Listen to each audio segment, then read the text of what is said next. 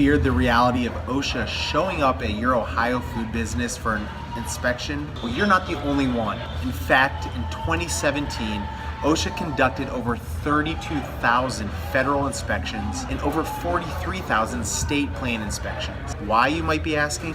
That's because OSHA is responsible for the health and safety of over 130 million workers that are employed at more than 8 million work sites across the country. Let's just say that they have a major task at hand. And regardless of how safe and healthy your work site might be, your Ohio food business should be prepared in the event that OSHA shows up knocking at your door. So what can you do to help prevent and prepare for a surprise OSHA inspection? Start by identifying the most frequently cited standards for food companies. Here's OSHA's top 3 most frequently cited standards for food companies in 2017. Number 1, control of hazardous energy, which is also referred to as lockout tagout. So if your employees service or maintain machines where the unexpected startup, energization, or release of stored energy could cause injury, then the standard likely applies to your business.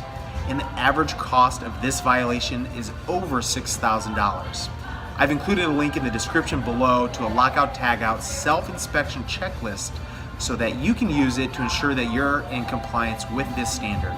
Number 2, general requirements for all machines. The average cost of this violation is over $8,000, and I've also included a link in the description below to a machine guarding checklist to help you safeguard the needs for your food business. Number 3, process safety management of highly hazardous chemicals, which can help prevent, minimize the consequences of catastrophic releases of toxic, flammable, or explosive chemicals that may result in fire or even worse, an explosion. The average cost of this violation is over $6,000. So here's the bottom line.